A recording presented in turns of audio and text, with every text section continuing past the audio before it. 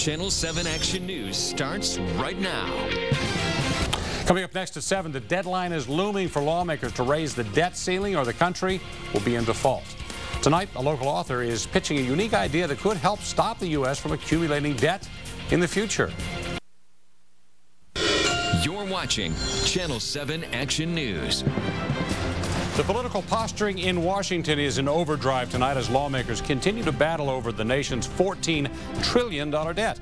But with 1 week before the deadline, the time for playing politics is quickly running out, and it appears so is the nation's patience. I'm joined right now by the author of The Culture of Debt right here, Jim McTevia. Thank you so much again for joining us. Welcome, Steve. Okay, so first of all, we're talking about raising the debt limit. Should Congress do that? No, I don't think so. You cannot solve a financial problem by continuing to borrow money. I mean, if they continue to increase the debt ceiling, they're just kicking the can down the road. I mean, that's exactly what's going on. And that is not the way to solve problems. My clients hire me, companies, individuals, and that's the first thing they want. They want to borrow more money to solve their problem instead of doing what they need to do, and that is cutting expense. And that's what needs to be done in Congress, but nobody's got the will to do it. I think it was it Reagan that said years ago, we didn't get into all this debt by not collecting enough taxes. We got it by spending too much. Is that what the problem is? Exactly. We spend too much. We stepped into the shoes of other countries. We stepped into the shoes of England. We are the protector of the world. We defend the world. Quite frankly, we can't afford to do that. There's things that our society needs to do for itself. We have our own homeless. We have our own hunger.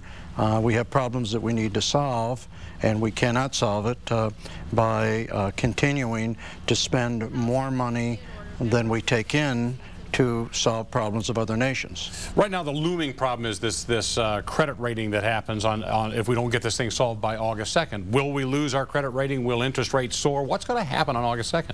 So what if they lose the credit rating, in my opinion? What does that mean? Does that mean that China is going to come and repossess Yellowstone or the Grand Canyon?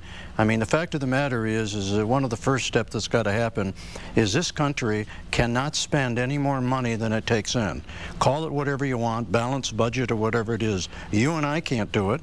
No company can do it. The only entity that can do it that I know of is the government, because they have the ability to print money, which you and I don't have. Now, I was intrigued by this idea, and we teased it a couple minutes ago. You have a kind of a unique idea for keeping us from ever getting in this position again. What do you propose we do right now that'll stop us from getting to this debt position down the road? Stop borrowing money. Do a combination of the three things that over 50 years I have learned are the only way to solve problems, and that is you decrease expenses, you bring in revenues, or a combination of both, and that's what this country's got to do. They cannot solve the problem overnight, as you say. We didn't get into this overnight. It's going to take time, and the real key word to solve this problem is the next generation. People that represent us in Washington are us. They represent society. They learned these bad habits long before they got to Washington. So we got to teach them early right now about how not to Education. Education is the key word. Kids think that their parents and our society can have whatever they want, regardless of whether they have the money to pay for it or not. What do you expect them to do when you go to Washington, when they go to Washington? So we get back to basics, teach our children not to spend more than they have. Absolutely. All right, Jim McTevia, thank you as always. The Culture of Debt right here. We can find this online and in our bookstores, if we can find a bookstore these days, right? There you go. All right, Jim, thank you very much. Thanks, Dave. Appreciate it. All right, Dave, back to you. Yeah, Stephen, hang on to him. I got to have him come talk to the kids at home after we're done here. Or maybe mom and dad, too. I think that's probably fair.